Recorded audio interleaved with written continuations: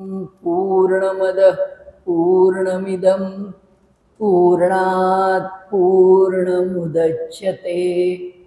पूर्णस्य पूर्णमादाय पूर्णमेवावशिष्यते। ॐ शान्ति शान्ति शान्तिः। आपल्या मुंडकोपनिषदाच्या तिसऱ्या खंडामध्ये त्याचा प्रथम अनुवाक जो आहे त्यातले आता शेवटचे 2 मंत्र राहिलेले आहेत। पुन्हा एकदा किंवा या संबंध उपनिषदामध्ये आत्म्याचं जे सूक्ष्मपण आहे, आत्म्याचं जे देहामध्ये आत खोल खोल खोल राहणं आहे, हा आमच्या देहातच आहे। याच्यावर जवळजवळ हा तिसरा मुंडकाचा जो भाग आहे किंवा हा जो तिसरा खंड आहे, या खंडात तोच विषय पुन्हा पुन्हा मांडला आहे। तसंच नायमात्मा प्रवचनेन लभ्या न मेधया न बहुधा श्रुतेन किंवा इथे सम्यक ज्ञानेन, अनेक असे गुण, अनेक अशी लक्षणं, अनेक अशा साधकांनी ज्या अवलंबाव्यात अशा किंवा आपल्याला प्राप्त करून घ्याव्यात अशा ज्या गुणांच्या ठिकाणी विशेष भर देत प्रत्येक मंत्र त्यांनी पुढे नेला आहे। विषय एकाच ठिकाणी थांबतो हे लक्षात घ्या। त्यांना सांगायच्या गोष्टी 2च आहेत। एक, परमात्मा संबंध विश्वात जसा भरून राहिला आहे तसा तो देहात भरून राहिला आहे। देहात भरून राहिलेला आहे हे सांगताना वेगवेगळ्या प्रकारांनी त्यांनी तो देहात कसा भरून आहे हे सांगितलेलं आहे। हा एक भाग। तो सांगताना त्याची कधी सूक्ष्मता तर त्याची कधी व्यापकता, अशा प्रकारांमधून वेगवेगळ्या रूपकांमधून त्याचं स्वरूप वर्णन केलं या उपनिषदात। दुसरं, तो इतका कठीण, इतका दुरांतके असा लांब असलेला आणि अगदी जवळ असलेला, अत्यंत सूक्ष्म असलेला, अत्यंत व्यापक असलेला असा परमात्मा असला तरीसुद्धा, आणि तो मोठा अवघड आहे प्राप्त करायला, असा जरी असला तरीसुद्धा तो आम्हाला प्राप्य आहे। तो आमचा ज्ञानाचा विषय होऊ शकतो आणि याकरता पुन्हा पुन्हा भर एकाच गोष्टीवर आहे। तो हृदयातच आहे, आमच्यापासून लांब नाहीच आहे। त्यामुळे हृदयात अगदी आत आत आत इथे सुद्धा सांगताना हे जे शेवटचे 2 मंत्र आहेत त्या मंत्रांच्या संदर्भामध्ये सुद्धा इथे त्यांनी म्हटले की एष अणुरात्मा चेतसा वेदितव्यो यस्मिन् प्राणः पंचधा संविवेश प्राणैश्चित्तं सर्वमोतं प्रजानां यस्मिन् विशुद्धे विभवत्येष आत्मा। त्यांनी असं म्हटलंय की हा जो एष अणुरात्मा, हा जो अत्यंत अणुप्रमाण असलेला असा जो आत्मा आहे तो कसा आहे म्हणाले? चेतसा वेदितव्यो, ज्याला जाणून घ्यायचं आहे, मनाने जाणून घ्यायचं आहे, तो यस्मिन् प्राणः पंचधा संविवेश, ज्याच्यामध्ये शरीर म्हणजे ज्या शरीरामध्ये हा जो प्राण आहे पंचधा संविवेश म्हणाले उत्तम प्रकाराने त्यांनी प्रवेश केलेला आहे। तसा 5 प्रकार त्याच्याकरता निवडले, म्हणजे पंचप्राणांच्या रूपामध्ये प्राण हा पंचधा, 5 प्रकारचे प्राण, प्राण अपान व्यानुदान समान, या रूपाने संबंध देहात अगदी शिखेपासून ते पायाच्या अगदी लहान पेशीपर्यंत सर्वदूर तो पसरलेला आहे आणि असा गच्च भरून आहे। त्याच्यामध्ये चांगला प्रविष्ट आहे। इथे संविवेश उत्तम प्रकाराने तो प्रवेश करून आहे। प्राणैश्चित्तं सर्वमोतं प्रजानां, तो कसा आहे? तो एकात दुसऱ्यात तिसऱ्यात नाही, सर्व प्राण्यांच्यामध्ये ओतप्रोत भरून आहे। तो सर्वांच्यामध्ये अगदी पुरा भरून आहे। यस्मिन् विशुद्धे विभवत्येष आत्मा, ज्याचं अंतःकरण शुद्ध झालं आहे तोच या आत्म्याला प्राप्त करू शकतो। आता किती मंत्र झाले बरं आपले बघू। प्रत्येक मंत्राचा विषय हाच आहे की ज्याचं चित्त शुद्ध आहे त्यालाच प्राणाचं दर्शन आहे. म्हणजे चित्ताची शुद्धता याच्यावरती या उपनिषदांनी खूप भर दिला, खूप भर दिला. वेगळं सृष्टी उत्पत्ती वगैरे असे विषय हे उपनिषद मांडत बसलं नाही. त्यांनी विश्व आणि जीवात्मा, समष्टी आणि व्यष्टी यांचा विषय आपल्यापुढे मांडून ही सबंध सृष्टी त्याच तत्वाने भरून राहिली आहे हे जाणून घ्या आणि उपनिषदांचे बाकीचे सगळे विषय तुम्हाला समजले ते लक्षात घ्या. म्हणजे आपण प्रत्येक वेळी तेच म्हणतो, जीव जगत जगदीश्वर साधना आणि मोक्ष या 5 गोष्टी असल्याच पाहिजे. पण या 5चाही उल्लेख प्रत्येक उपनिषद हे पाहिजे आहे म्हणून ते काही त्याच्यात घालायचं आहे म्हणून अगदी ठरवून विषय आणत नाही. ते त्यांच्या निवेदनामध्ये, विवेचनामध्ये किंवा त्यांच्या मांडणीमध्ये, स्पष्टीकरणामध्ये ते आपोआप आम्हाला ज्ञात होतं. आणि ते कधी प्रत्यक्ष कधी अप्रत्यक्ष सुचवतात. सर्वच वेळी काही स्पष्ट सांगतात असं नाही. आपल्याला माहिती आहे उपनिषदांचं वचन प्रसिद्ध आहे, परोक्ष प्रिय हा देवा. देवतांना फार थेट बोललेलं आवडत नाही. संस्कृतमध्ये आणि मराठीमध्ये परोक्ष शब्द वेगळा वापरला जातो. संस्कृतमध्ये अपरोक्ष म्हणजे प्रत्यक्ष आणि परोक्ष म्हणजे अप्रत्यक्ष. पण आपण मराठीमध्ये परोक्ष म्हणजे अगदी स्पष्ट समक्ष असा मराठीत शब्द वापरतो, तसं नाही आहे. देव हा परोक्ष प्रिय. देवता ह्या परोक्ष प्रिय असतात. काही ठिकाणची भाषा पण अशीच असते. किंवा तुम्ही लखनौला गेलात तर लखनौचे नवाबसुद्धा एकमेकांशी बोलताना क्या आप कैसे हो, आपकी तबीयत कैसी है, आपकी सेहत कैसी है असं नाही विचारलं. क्या आपके दुश्मनों का हाल तो बहुत बुरा ही होगा, यानी दुश्मनों का हाल बुरा होगा यानी आपका हाल अच्छा होगा. म्हणजे आपण कसे आहात असं नाही विचारत, सरळ नाही विचारत. तसंच देवात आहे असं म्हणतात की देवानं सुद्धा, देवा तू किती चांगला आहेस, तू किती न्यायी आहेस, तू किती दयाळू आहेस, तू किती कृपाळू आहेस, तुला सगळं कळतं. देव म्हणतो काही मजा नाही याच्यात.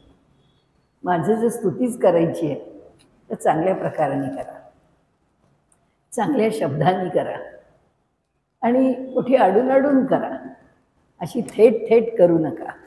तर असो, इथे त्यांनी सांगितलं आहे की यस्मिन विशुद्धे, जो शुद्ध चित्त आहे, विभवत्येश आत्मा, तो सर्व प्रकारांनी आत्मदर्शनाला समर्थ होतो. आणि पुन्हा काय विषय आला, तोच विषय आला की आत्मा अत्यंत सूक्ष्म आहे. हे सबंध शरीर पंचप्राणांनी अगदी ठासून भरलेलं आहे. चैतन्य त्या स्वरूपात भरलेलं आहे. म्हणजे भगवंतांनी ह्या जीवात्म्याचं जे कार्य आहे ते अणुरेणूमध्ये देऊन ठेवलेलं आहे. आणि तो जीवात्मा तिथे त्या स्थानावर स्वामित्व घेऊन तो ह्या देहाकडून सर्व प्रकारचं कार्य सर्व प्रकारे करून घेतो. पण त्या देहाप्रमाणे त्या संस्था कार्यरत होतात, त्या देहाप्रमाणे गरजा बदलत जातात, त्या देहाप्रमाणे त्याच्या आवश्यकता बदलत जातात. त्यामुळे भगवंतांनी देह वेगवेगळा दिला आहे, त्याची प्रवृत्ती वेगळी दिली आहे. आपल्याकडे म्हणतात ना की वाघसुद्धा खातो, तो सामिष भोजन करतो, तो मांस खातो, कच्चं मांस खातो, सगळं खात नाही. तो फक्त त्याच्यामधला जेवढा प्राणाचा भाग आहे तेवढाच भाग घेतो. देहाला आवश्यक असणारा जो भाग आहे बाकी तो सोडून जातो. बाकीचे इतर प्राणी येतात त्यांच्या शरीराच्या गरजांप्रमाणे आणि भगवंतांनी त्यांना दिलेल्या प्रेरणेप्रमाणे ते त्या आहाराचं, अन्नाचं सेवन करतात. सांगण्याचा हेतू असा आहे की भगवंतांनी सगळ्याला सगळ्या जाणीवा दिल्या आहेत. इथे सांगताना काय म्हटलं, ह्या कोणाच्या माध्यमातून दिल्या आहेत? पंचप्राणांच्या माध्यमातून. पंचप्राण कसे आहेत? सबंध देहाला व्यापून आहेत. कुठेही रिता ठाव नाही, कुठेही अशी जागा नाही की ज्या ठिकाणी ह्या प्राणांचं चैतन्य नाही. आहेतच, सर्वदूर भरलेले आहेतच. मग आता हा कुठे? म्हणाले अहो हा नाही ना, हा असं आहे की प्राणैश्चित्तम सर्वमोतम, ते भरून राहिलेलं आहे प्रजानाम या प्राण्यांच्या ठिकाणी. यस्मिन विशुद्धे, इथे तो विशुद्ध पाहतो. पण हा सूक्ष्म आत्मा कुठे आहे?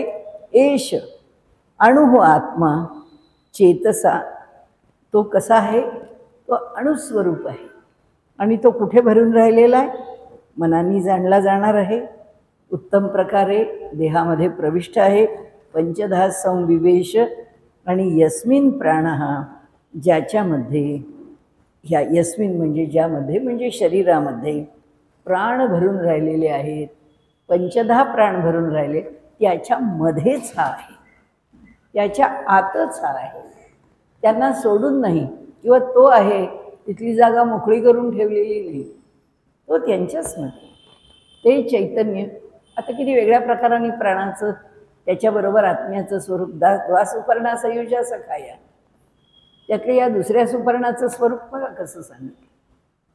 प्राणस्वरूपाने देहाची स्थिती वर्णन करताना त्याच्यामध्ये आता परमात्मा हृदयस्थ आहे असं म्हणून नाही वर्णन केलं. आता वर्णन करताना पंचप्राणांच्या पातळीवर केलं. आता आम्ही समजून घ्यायचं की इथे का बरं पंचप्राणांच्या रूपामध्ये तो सर्वदूर भरून राहिला आहे असं सांगितलंय. त्याचं कारण असं आहे की त्यांना एकच एक धडा गिरवायचा नाही आहे, त्यांना वेगवेगळ्या प्रकारांनी तोच विषय आम्हाला समजावून सांगायचा.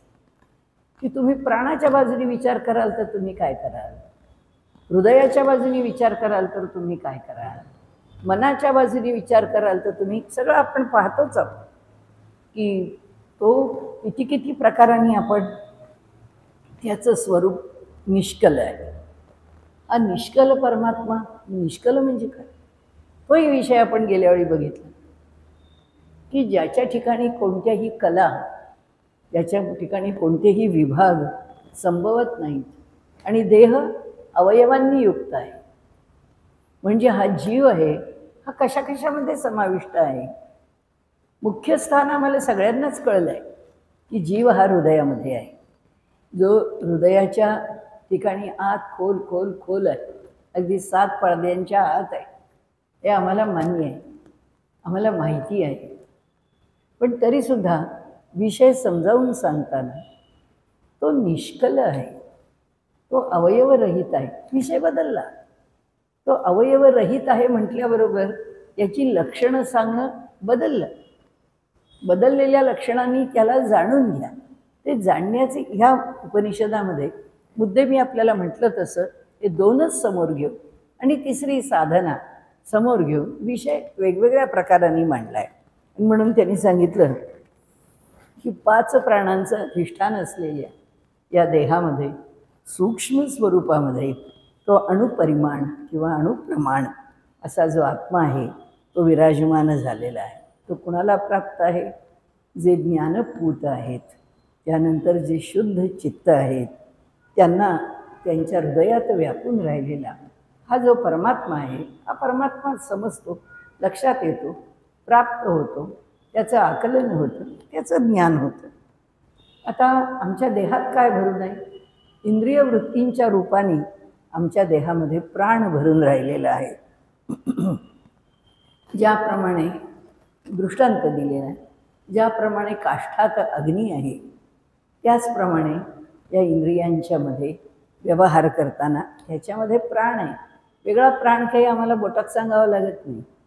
पण आपण अगदी म्हणतो ना, खूप तहान लागली, अगदी प्राण कंठाशी आले, अहो काय करणार, पायाला लागलं, कळ मस्तकात गेली.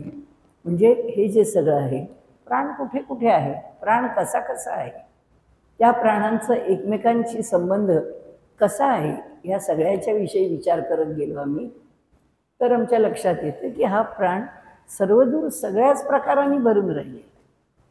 आणि म्हणून ईश्वराची सर्वज्ञता, सर्व व्यापकता आपल्याला वेगवेगळ्या प्रकारांनी समजून घेता येते. कारण अवघड आहे, ईश्वर सर्वज्ञ आहे ही कल्पना करायला गेलं कीच आपलं डोकं भिरभिरतं.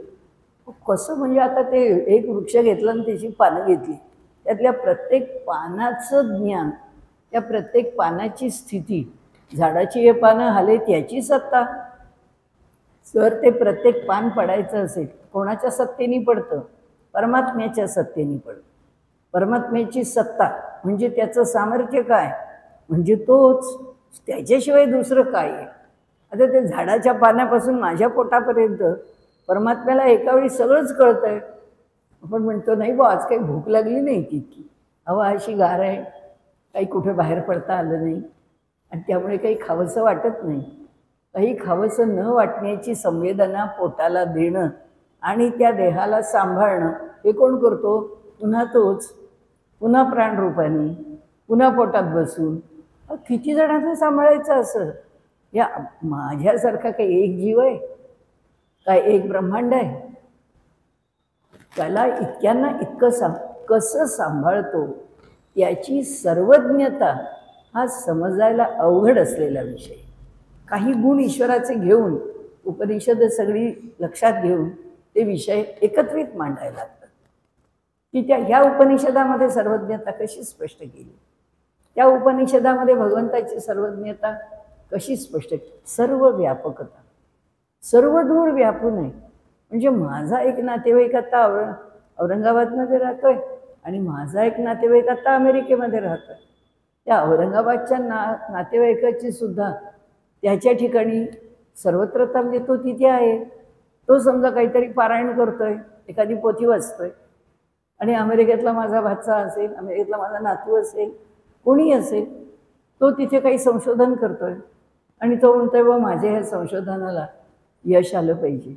आज काही झालं तरी परमात्म्या हे सगळं माझं बरोबर झालं पाहिजे आणि आज माझा हा विषय संपला पाहिजे.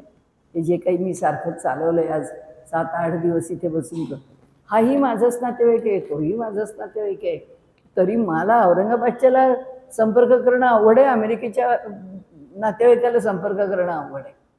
आज फोन करू का, यावेळी करू का, त्यावेळी, आणि हा अखंड सगळ्यांच्या ठिकाणी कसा उपस्थित आहे त्याची ही समर्थता तरी कशी कळेल.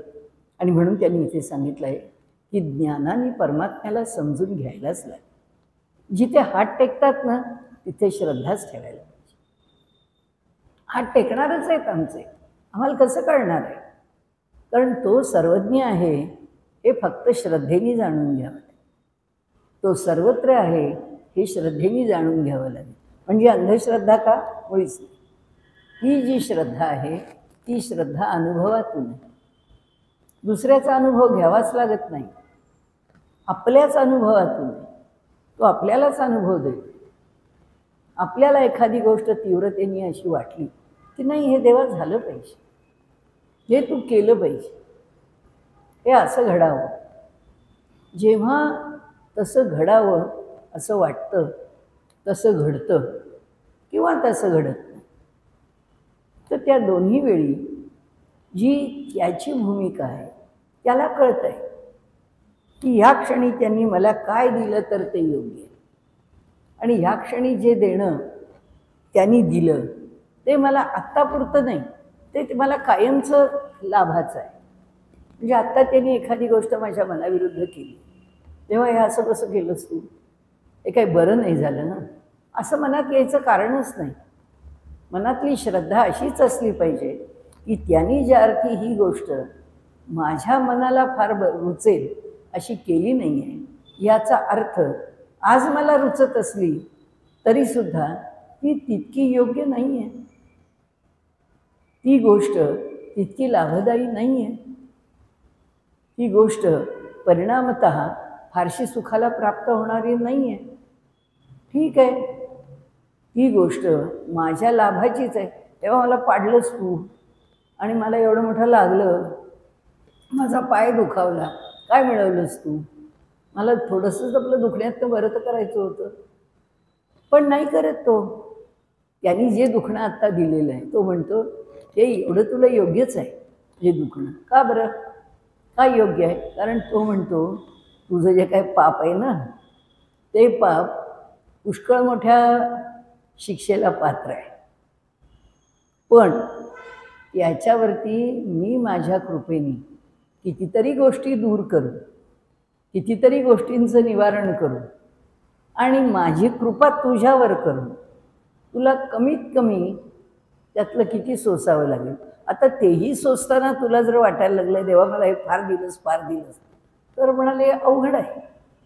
जर तुला समाधान नाही मिळालं आणि तू समाधानाने नाही ते घेतलंस तर तू तुझ्या आयुष्यामध्ये ह्याच्या पुढच्या पायरीवर हे मिळवलंस एवढंही कृपेचं स्वरूप मिळवणार नाहीस. कारण तुझी माझ्यावर श्रद्धा नाही, तुझा माझ्यावर विश्वास नाही. मी जे करतो आहे ते तुझ्या कल्याणाचंच करतो आहे आणि ते फक्त तुझं कल्याण मी बघतो आहे.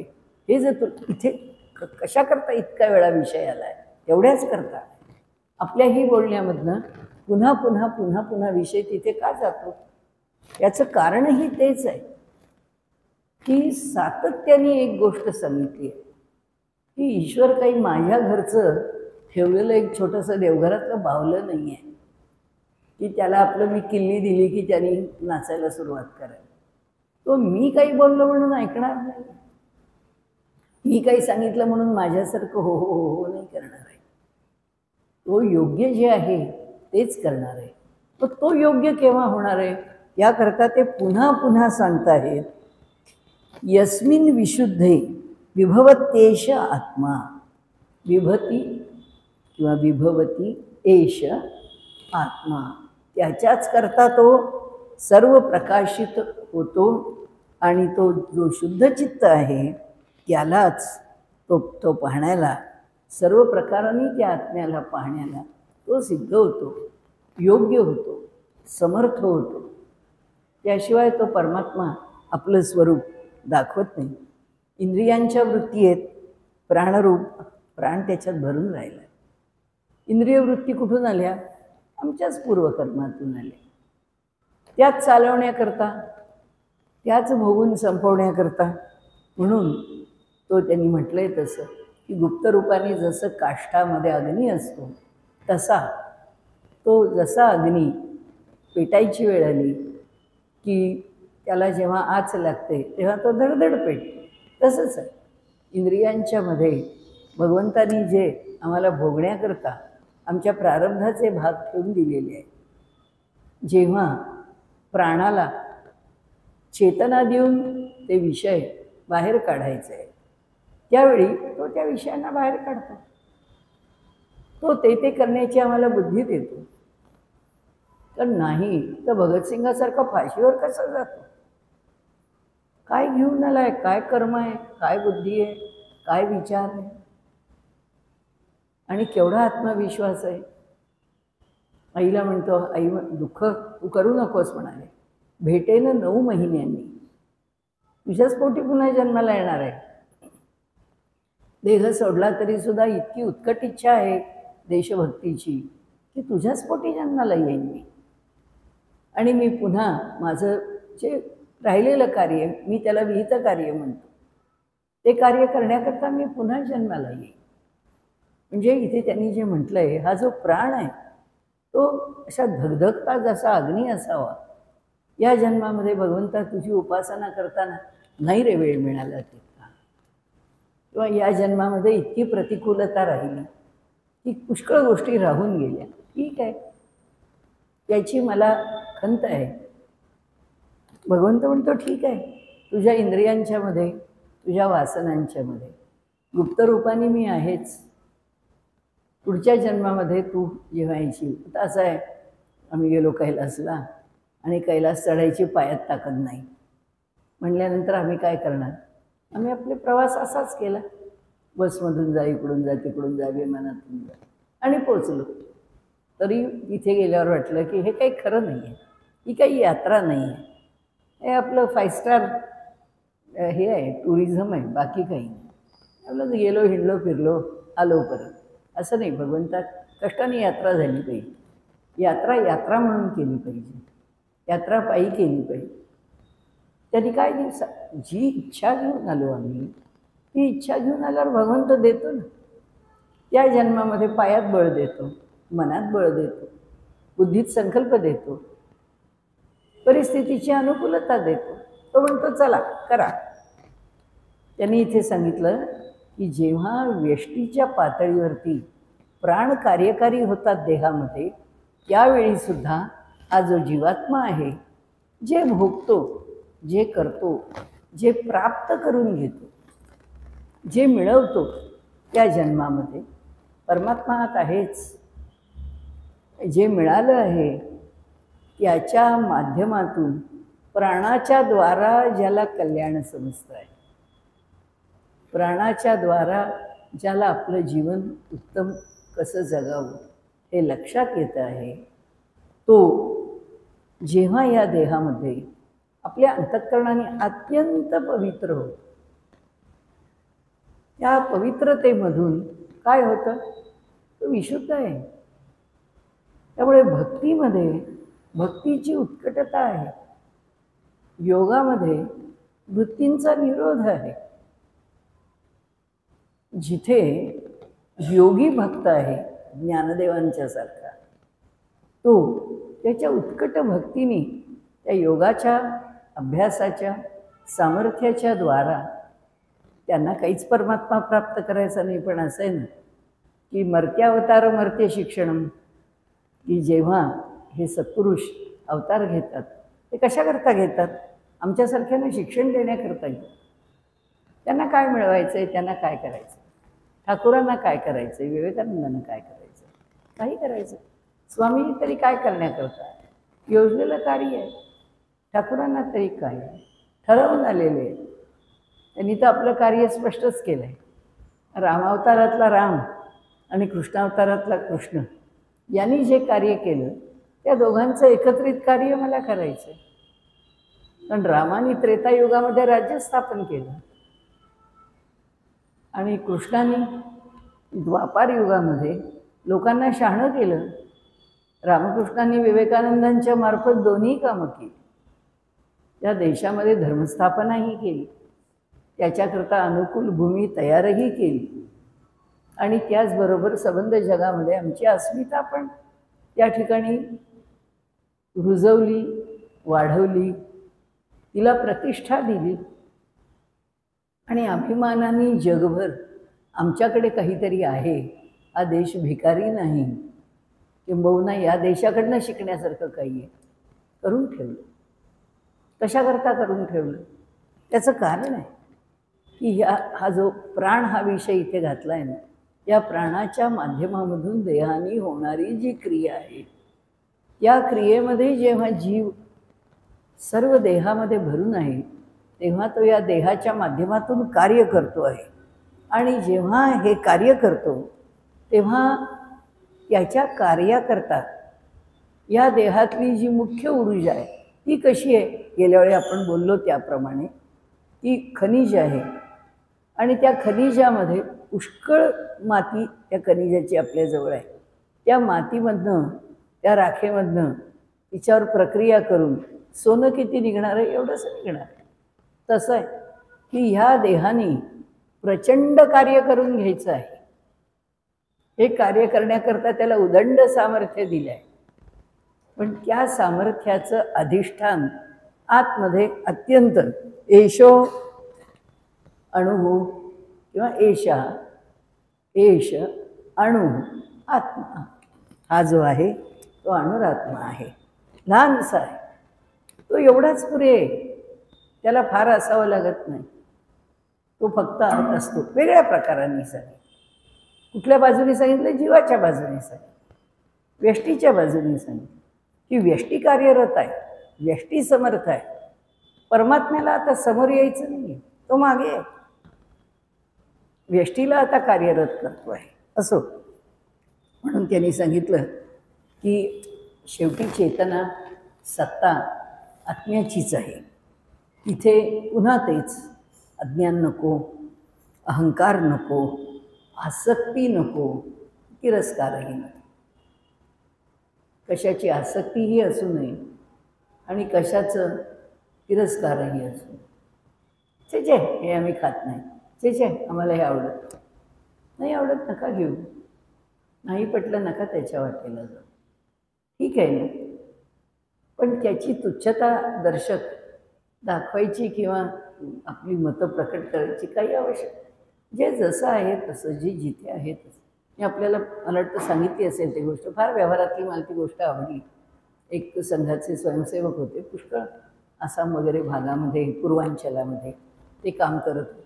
काही काही गावच्या काही काही पद्धती खूप चमत्कारिक असतात. लग्नाची पद्धत, लग्नामध्ये इथे आलेल्या प्रत्येक माणसाने दारू घेतलीच पाहिजे, त्याशिवाय लग्नच होत नाही. प्रत्येकाने दारू प्यायलाच पाहिजे. आता ते स्वयंसेवक म्हणाले, अहो आमच्या आयुष्यात आणि आमच्या तत्वात दारू पिणं बसतच नाही. नाही म्हणले, तुम्हाला चमचाभर तरी दारू प्यायलाच पाहिजे. ते म्हणले, नाही हो, हे होणार नाही, आम्ही काही पित नाही. पुष्कळ सांगितलं, आमचं लग्नच होणार नाही म्हणाले. आमचा जर पाहुणा आलेला जर दारू पित नाही तर आमच्याकडे लग्नकार्य होऊ शकत नाही. ठीक आहे म्हणाले, तुमची इच्छा. म्हणाले, तुम्ही थेंबर तरी घ्या. ठीक आहे म्हणाले, थेंबर घ्या.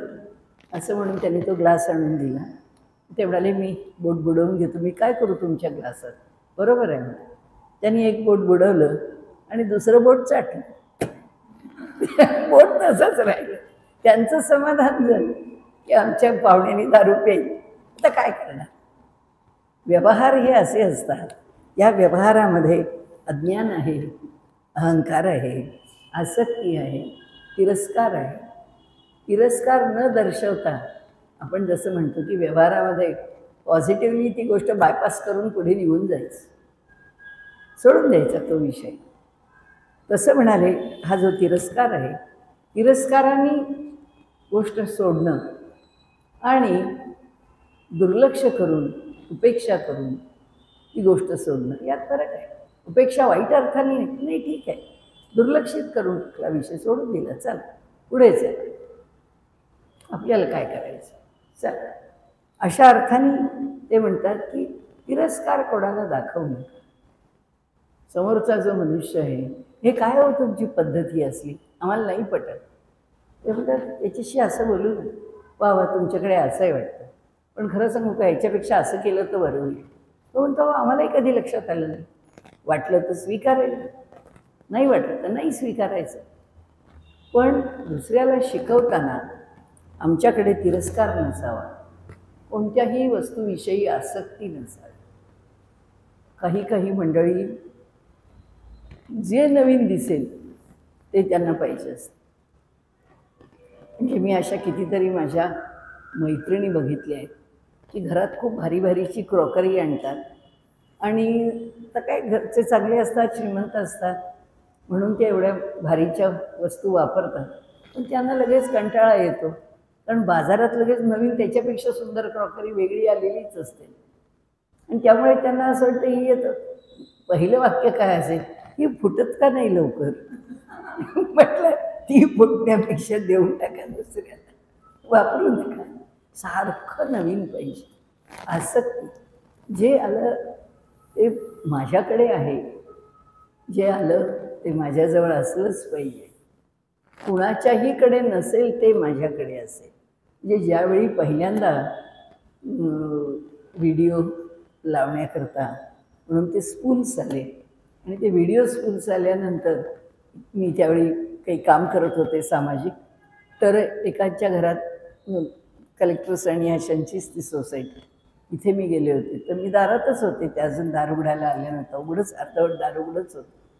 त्यांनी त्यांच्या मैत्रिणींनी बहुतेक त्यांना विचारलं की खरं सांगायचं तर तो कार्यक्रम खूप छान आहे, पण तो काही माझ्याकडे नाही आहे, कारण ते व्हिडिओवरती रेकॉर्डिंग आहे त्याचं. ती म्हणाली, हे काय, तुला माहिती नाही का, माझ्याकडे तर आहेच व्हिडिओ रेकॉर्डिंग, तर माझ्याकडे इतकं आहे की किमान 200 तरी सीडीज माझ्याकडे आहे. किंवा त्यावेळी आपण स्पूल्स म्हणत होतो, 200 तरी स्पूल्स. ती ज्या ठसक्यात बोलत होती की बस रे बस, केवढा तुझ्याकडे नाही पण माझ्याकडे आहे, आणि तुझ्याकडे नाही पण माझ्याकडे आहे, याच्याकरता मी 10 गोष्टी गोळा करेन. आसक्ती आहे, दुसरं काही नाही. आणि हा मोह कधीही न सापडल्यावर रोज नवीन गोष्टी येणार आहे. ही माया मोहनगरी आहे. जे येईल ते तुम्हाला हवं, जे येईल ते तुम्हाला हवं, म्हणजे काय करायचं, आणि तुम्ही कुठपर्यंत पुरे पडणार. भगवंतांनी इथे अहंकार आणि अज्ञान आपल्याला हे का सांगतात ते, कारण आम्ही एकदम लगेच ती वैराग्याच्या मोठमोठ्या गोष्टी बोलायला आम्ही कुठे आहोत. तसं आम्हाला व्यवहाराच्या सामान्य पातळीवरून शहाणं व्हायचं. आम्हाला सामान्य सामान्य आमची चव, आमचं बोलणं, आमचं वागणं, आमची आवड, आमची निवड, या सगळ्या गोष्टींमधूनच आम्हाला शहाणं व्हायचं. आणि त्यामुळे त्यांनी असं म्हटलंय, कशाचाही फार दुराग्रह धरू नये. नेहमी माणसाने कशाचाही सुवर्णमध्य काढा. कोणत्याही गोष्टीला परिसीमेला टोकाला नेऊन जर एखादी गोष्ट ठरवली तर तो दुराग्रह, तो अट्टहास नुकसानीला कारणीभूत होतो. करू नये. दुराग्रह अट्टहास कधी करू नये. आणि हे सगळं क्लेशदायक होतं. माणसाचं अज्ञान क्लेशदायक आहे, माणसाचा अहंकार क्लेशदायक आहे, माणसाची आसक्ती क्लेशदायक आहे. कारण अज्ञानाने खूप गोष्टी कळतच नाही. न कळूनच तो नुकसान करून घेतो. जेव्हा कळतं तेव्हा ती वेळ निघून गेलेली असते, उपयोग नसतो या कळण्याचा. आणि त्यामुळे त्यांनी इथे म्हटलं आहे की तिरस्कार, दुराग्रह हे क्लेश फार आहेत. आम्हाला व्यवहारात हे क्लेश आम्ही दूर करावे.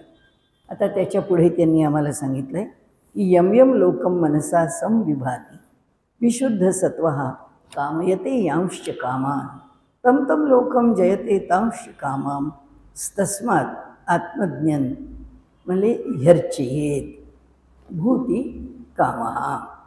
ज्याला ऐश्वर्याची इच्छा आहे, भूती कामः, ज्याला काही मिळावं असं वाटतं, त्यांनी सांगितलं आहे त्याकरता आम्ही यम यम लोकम मनसा संविभाती, जे श्रेष्ठ पुरुष आहेत, जे ज्ञानी पुरुष आहेत, त्यांच्या बाबतीमध्ये म्हणाले तुम्हाला एक गोष्ट मला सांगावीशी वाटते.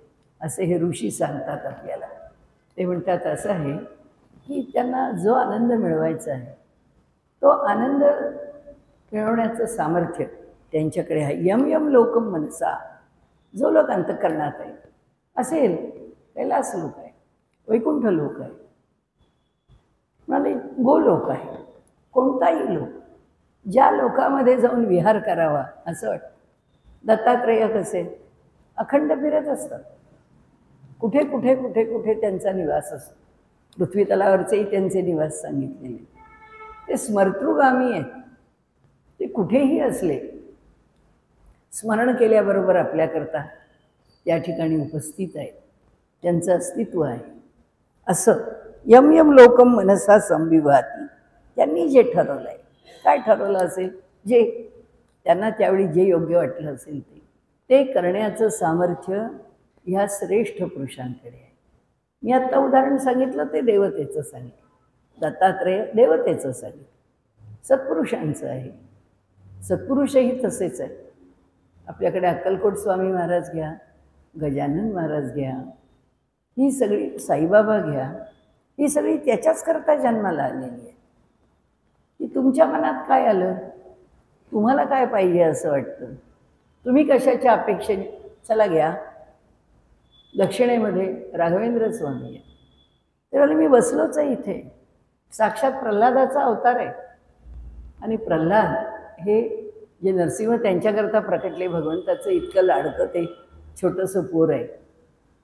आणि एवढा श्रेष्ठ भगवंताचा भक्त तो जेव्हा एक अवतार घेऊन जन्माला आलेला आहे तेव्हा त्यांना असं वाटतं की लोकांच्या फार इच्छा आहेत, फार आकांक्षा असतात, फार काही जीवनात मिळावं असं वाटतं, काही दुःख आहेत, ते क्लेश दूर व्हावेत असं वाटतं.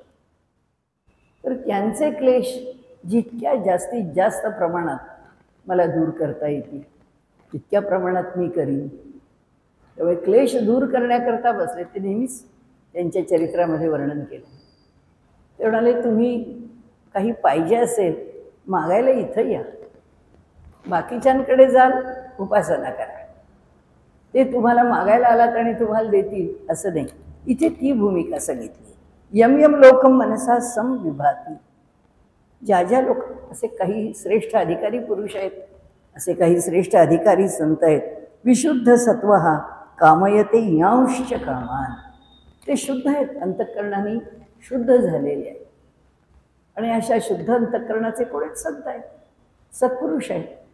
ते संत सत्पुरुष काय करतात, भले त्या ज्या ज्या भोगांची इच्छा स्वतः करता करतात का नाही.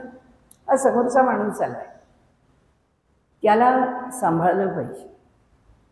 विद्या आहेत, विद्यासुद्धा माणसाला सांभाळून देतात. ती विद्यासुद्धा माणसाला समोरच्यावरती प्रभाव पाडून त्याच्या मनाला समाधान देऊ शकते. पण ही विद्या नाही, ही कृपा आहे, हा प्रसाद आहे. ते त्यांचं सामर्थ्य आहे, ईश्वरी सामर्थ्य. ते सामर्थ्य आपल्या ठिकाणी ते उपयोगात आणतात. म्हणजे काही गरज म्हणून नाही, त्याच कार्याकरता जन्माला आलेत. तुकाराम महाराज म्हणतात, माझ्याकडे येऊ नका. माझ्याकडे टाळ कुटायचे असले तर या, देवाचं नाव घ्यायचं असलं तरी या. माझ्याकडे काही कामना घेऊन येऊ नका, पण ते माझ्याकडे व्हायचंच नाही, तो माझा विषय नाही. असो, पण हा सत्यसंकल्प असतो. म्हणजे हा जो सत्पुरुष आहे, ज्याच्या ठिकाणी पूर्णपणाने अधिकार प्राप्त झालेला आहे, ज्याने परब्रह्माला जाणलं आहे, असा जो ब्रह्मज्ञानी पुरुष आहे, तो काय करतो? तो वेगवेगळ्या जगात विहार करतो, तो वेगवेगळे लोक जाणून घेतो. तो समोरच्या माणसाला ज्याचा ज्याचा अनुभव घ्यायचा असेल त्याचा त्याचा अनुभव त्याला देतो. आणि तम लोकम जयते तांश्च कामाम तस्मात आत्मज्ञम ह्यर्चयेत भूती कामहा. ज्याला ऐश्वर्याची इच्छा आहे त्यांनी काय करावं? त्यांनी सांगितलं आहे की सत्पुरुषांचं यजन करावं, सत्पुरुषांचं पूजन करावं. म्हणून आपल्याकडे लोक धडपड करतात ना की महाराज आमच्या घरी या, तुमचे पाय आमच्या दाराला लागू द्या, तुम्ही आमच्या घरात या. का? कारण आमच्या मनात ज्या इच्छा आहेत त्या इच्छा पुऱ्या व्हाव्या. कारण त्याला त्या इच्छा पुऱ्या करून घ्यायच्या असतात. आम्ही असे वागतो म्हणून नाही मला सांगायचं, आम्ही असं वागावं म्हणून नाही मला सांगायचं, पण इथे त्याचा, त्या भूमिकेचा, त्या व्यक्तीचा जो विचार आहे, काय वाटेल ते झालं तरी तो सत्पुरुष आहे, तो माझ्या घरात आलाच पाहिजे. कारण तो आला की माझ्या घराचं कल्याणच होणार. ही जी भूमिका कुठून घेतली आहे, या उपनिषदाचा आधार आहे त्याच्यावर. त्यांनी सांगितलं की तम लोकम जयते. याच्या मनामध्ये अशी इच्छा आहे की पुत्राची प्राप्ती व्हावी, त्याच्या मनात अशी इच्छा आहे की नोकरी मिळावी, माझं घर व्हावं.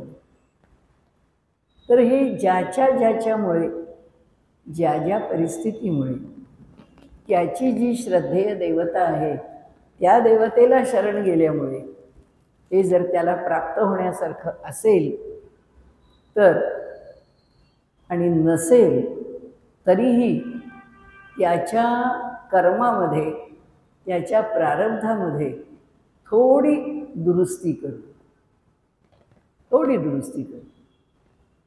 ते त्याला जे आवश्यक आहे असं वाटतं, मला मिळावं असं वाटतं, ते प्राप्त करून देतात.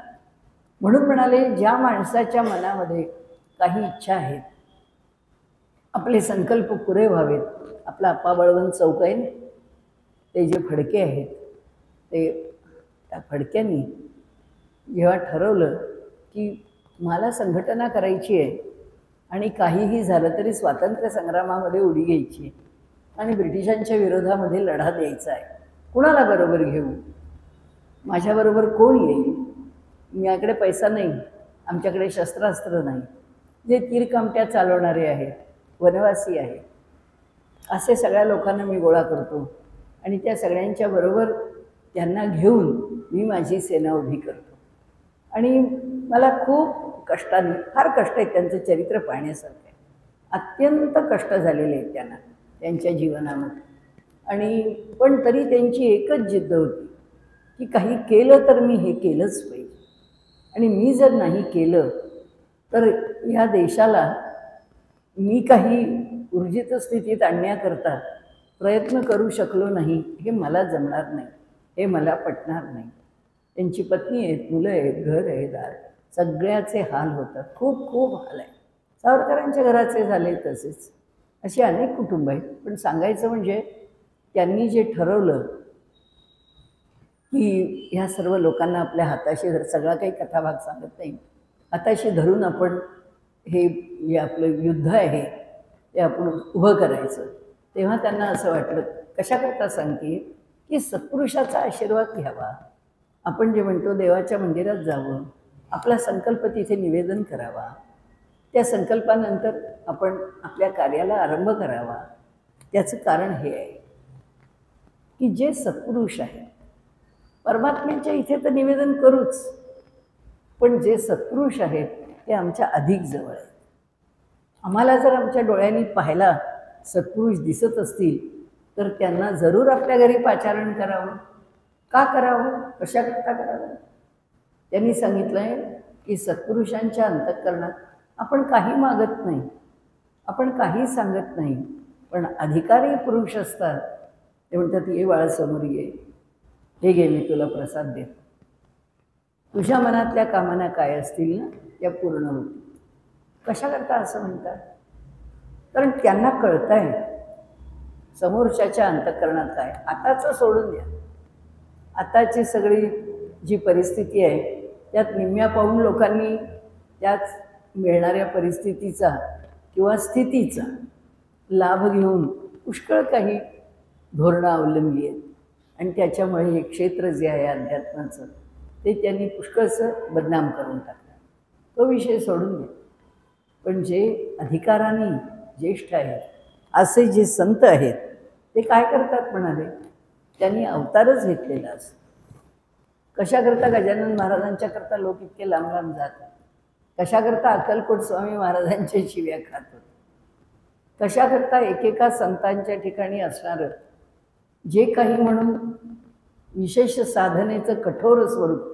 दत्त संप्रदाय कठोर आहे, माधव संप्रदाय कठोर आहे, तुम्ही मनात येईल तसं कराल नाही, नियमाने चालावं लागेल, आचरण सांभाळावं लागेल.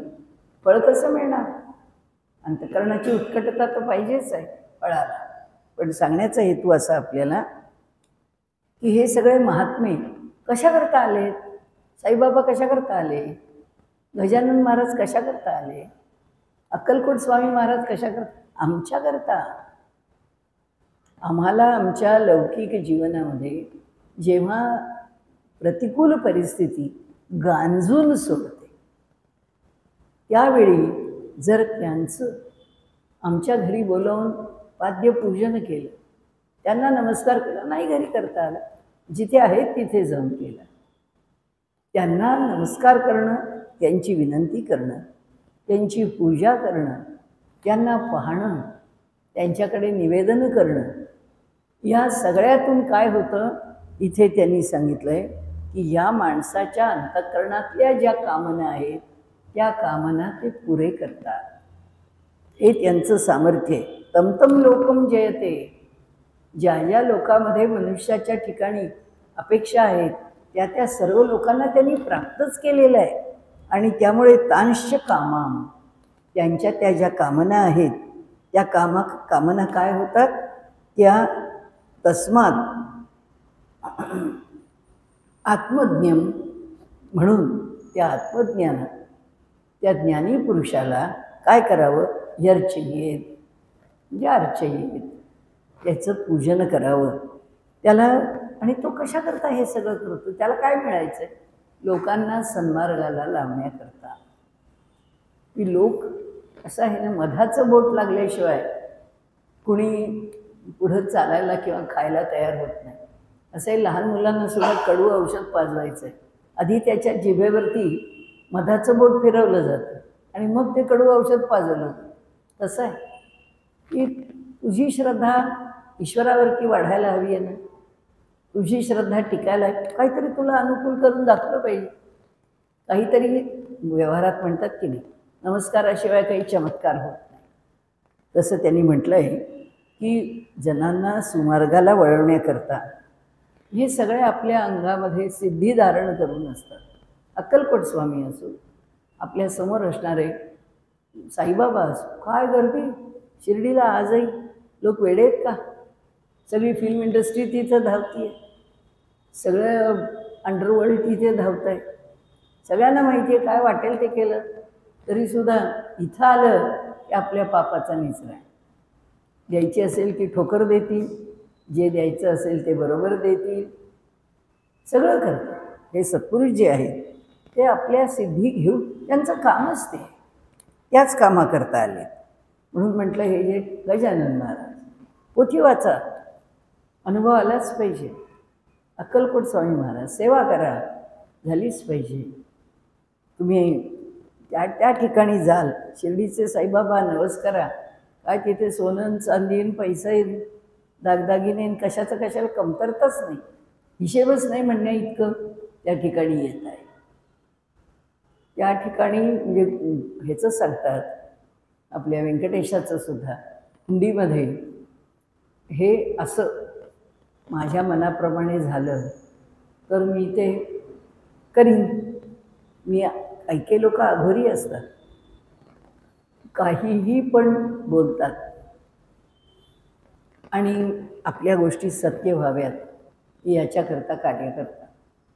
एकाला मूल होत नव्हतं, निपुत्रिक होता, तर त्यांनी काही जे आपण जर नाशिकच्या जवळची वणीची देवी पाहिली ना, तर काय हे बोलतात नवस, ते जे वरचं टोक आहे त्या डोंगराचं म्हणा किंवा एकूण देवीच्या करता तिथे जे वर जिथे चढून जातात तिथे एक उत्सवाच्या वेळी सगळे लोक असे खाली जमतात आणि देवीची एक उपासना म्हणून असे एकमेकांचे हात धरून एक कापडमध्ये ठेवून असा एक काही विधी आहे तिथे, तो करतात.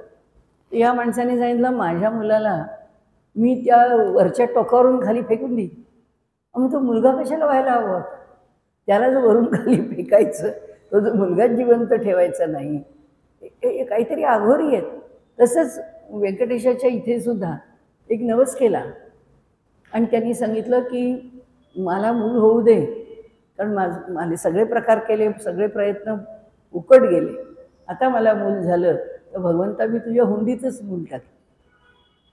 आता त्या मूल झालं, हा तिथे गेला, आता ह्याला हुंडीत मूल टाकवे ना, आपोआप ते मूल हुंडीत पडलं आणि हा लागला धाय मोकलून रडायला, आता माझ्या मुलाचं काय होईल काय होईल काय होईल, मी केला होता खरा ना, पण भगवंत आहे तो म्हणा नवस काय केला होता, हुंडीत टाकली. तिथले जे पुजारी होते त्यांनी सांगितलं हे तुम्ही असते नसते नवस करता, ते मूल मी बाहेर काढतो आणि भगवंत आपल्याला काहीतरी संकेत देईल, त्याप्रमाणे आपण त्या मुलाचं काय करायचं ते बघू. आणि दृष्टांत झाला त्या तिथल्या गुरुजींना आणि त्यांनी म्हणजे ह्यांनी सांगितलं व्यंकटेशांनी की ह्या मुलाला मंदिराच्या सेवेत ठेवून द्या आणि मग तो पुढे तिथेच राहिला. पण हे जे आहेत ना, हे जे अशा कामना करणारे लोक आहेत ना, त्यांच्याकरता यम लोकम मनसा संविभाती, हे जे असे आता त्या गुरुजींना बिचाऱ्यांना दृष्टांत द्यावा लागला भगवंताला, ते जरी संत नसले तरी त्यांच्या माध्यमातून विषय संपवायचा आहे. भगवंताला हे अशा कामानिक लोकांच्या करता कामना पुऱ्या करण्याकरता संतांना जन्माला घालावं लागतं. ते संत जन्माला येतात. काय शिर्डीचे साईबाबा असं करतात, काय करणार, अडले पडले रडले, त्यांच्या त्या सगळ्या रडण्या भेटण्याला कुठेतरी शांत समाधान करावंच लागतं. म्हणून त्यांनी सांगितलं आहे की निस्पृहपणाने भूतमात्रांचं कल्याण करण्याकरता जशी पृथ्वी आहे की पृथ्वीचा आत्मा आमच्याकरता फक्त कल्याणाचीच भाषा करतो, खायला प्यायला देतो, आम्हाला उभं करतो, आम्हाला राहायला घर देतो, आम्हाला सर्व बाजूनी पृथ्वी सांभाळतो. पृथ्वीचा आत्मा जणू आमच्या कल्याणाकरताच आहे. तसंच परब्रह्मसुद्धा ह्या संतांच्या ठिकाणी आम्हाला धरून किंवा या संतांच्या ठिकाणी विशेष रूपाने सामर्थ्य घेऊन सिद्धी घेऊन त्यांनी इथे यावं, काही मागू नये, फार काही उपासना करा नाही, फार काही तुमच्याकडनं घडावं असं नाही, काही नाही, पण तरीसुद्धा यांच्याकरता कार्यरत राहतात. म्हणून मनोरथांची पूर्ती व्हावी याकरता कुठे अंगारे धुपारे करत फिरू नका, उपनिषदांनी सांगितलं. कोणत्याही ब्लॅक मॅजिकच्या मागे लागू नका, कोणत्याही प्रकारच्या अंधश्रद्धा, कुठे चौकोन दिसला की तिथं ते नारळ कापून फोडून ठेव, कुठे त्रिकोण दिसला की 3 रस्ते मिळत आहेत पिठ्यावरती, त्या ठिकाणी आणखीन काही लिंबू कापून ठेवून दे, कुठे गुलाल आणि कुंकू घालून ठेवून दे, हे असले प्रकार करू नका असं त्यांनी इथे सांगितलं आहे. ते म्हणतात की हे आत्मज्ञानी महात्मे आहेत, त्या महात्म्यांना शरण जा. आता ते समोर नाही, त्यांच्या स्थानावर जा. साईबाबा काय समोर आहेत का? गजानन महाराज काय समोर आहेत का? अक्कलकोट स्वामी महाराज समोर आहेत? त्यांची सत्ता चालली आहे. व्यंकटेश समोर आहेत का? व्यंकटेशांना सांगितलं की तुला 2% पार्टनर केला आहे आणि याला पैसे देताना जर जीव वरखाली झाला, त्याने 2%चा 0.2% दिला, तर तिथे आहे बरोबर बडगा. भगवंत मुळीच सोडत नाही. हे नवस प्रकरण इतकं सोपं नसतं. देवसुद्धा वसुलीला बसलेला असतो. ते संतसुद्धा बरोबर त्याला त्या ठिकाणाला आणून सोडतात. तेही त्यांना बिलकुल सोडत नाहीत. आणि त्यामुळे सांगितलं की नाना प्रकारची सेवा करावी, सत्पुरुषांची सेवा करावी आणि त्यांच्या सेवेनीच आपल्या जीवनात जे मिळवायचं आहे त्याचा लाभ घ्यावा. ते शाश्वत आहे, ते कल्याणाचं आहे, ते सात्विक आहे. आणि मनुष्य जीवन जगताना तो कधीच अविश्वासून, तो कधीच भेदरून, तो कधीच अस्थिर होऊन जीवन जगत नाही. त्याला आत्मप्रत्यय आहे. भगवंताच्या उपासनेमधून येणारा जो विश्वास, जी श्रद्धा, त्यातून वृत्तीला येणारी जी सात्विकता, स्थैर्य, समाधान, तृप्ती, हे सगळं वेगळं आहे. हे इतकं साधं नाही आहे, हे इतकं वरवरचं नाही आहे. आणि म्हणून त्यांनी पुन्हा सांगितलं की सर्वात शेवटची गोष्ट सांगतो म्हणाले, परब्रह्माच्या विषयी पुष्कळ काथ्याकूट झाला असं आपण म्हणू की तो हृदयात आहे, ते एक आहे, ते दोन आहे, तो द्वासुपर्ण आहेत, तो सर्व रूपांनी भरून राहिलेला आहे, तो यातून बघा, तो त्यातून बघा, सगळं झालं. पण म्हणाले अगदी दृश्य रूपामध्ये कुठे पाहायचं असेल तर तो सत्पुरुषांच्या रूपामध्ये बघा. दृश्य रूपामध्ये जर कुठं पाहायचा असेल तर तो संतांच्या रूपामध्ये पहा. संतांना शरण जा. कोणते संत होते आमच्या परंपरेचे? ते संत नाहीत हो. त्या संतांना त्यांनी इथे सांगितलं, कोणत्याही संतांना दैवत वर्ज नाही आहे. माझं दैवत वैष्णवांचं वेगळं असेल, शैवांचं वेगळं असेल. एक संत शिवाची पूजा करत असतील, दुसरे संत विष्णूची पूजा करत असतील. फरक काही पडत नाही, कारण फार मोठा सिद्धांत यम यम लोकम मनसा संविभाती. ज्या ज्या लोकाच्या विषयी तो सत्पुरुष आपल्या अंतःकरणामध्ये भावना करतो, समोरच्या माणसाला ताबडतोब ते त्याचं देत. त्यांना काय फरक पडायचा आहे? तुम्ही माझ्याकडे का मी तुझ्याकडे, काही गरज. ज्याचं जे आहे ते त्याला द्यायचं. कारण इतकं मर्यादित स्वरूपामध्ये त्यांनी जीवनही पाहिलं नाही आणि इतक्या मर्यादित स्वरूपामध्ये ते जगताचाही विचार करत. फार एका प्रशस्त अशा प्लॅटफॉर्मवरती, पायावरती सत्पुरुषांचा विचार असतो. आपल्याला कळत नाही आणि ते म्हणतात शॉर्टकट्स कधी बघायला जाऊ नका. एकच गोष्ट करा, सत्पुरुषांना शरण जा आणि त्यांच्याकडून आपल्या इच्छा आकांक्षा आम्हाला असणारच आहे. आम्ही व्यवहारात जगतो आहे, आम्हाला रोज समस्या आहेत, जगताना अडचणी आहेत. आम्ही कुठे सर्वसंग परित्याग करून निघालेलो. आणि त्यामुळे अर्थातच या सगळ्यातून बाहेर पडण्याकरता मार्ग जर काही असेल तर तो मार्ग सत्पुरुषांना शरण जाणं हाच आहे. परमेश्वराचं तो सांगितलं म्हणाले आत्तापर्यंत, आता शेवटी सत्पुरुषांचं सांगितलं. आणि आता आपल्याला परवाच्या दिवशी हा दुसरा खंड मुंडकाचा घ्यायचा आहे. विषय पुन्हा तोच आहे, त्याच्याहीमध्ये 11 मंत्र आहेत, पण विषय फार नवीन पुढे जातो असं नाही, थोडा वेगळ्या वळणाने आपल्याला त्याचा विचार करता येईल. आजचा विषय आपण इथे थांबू.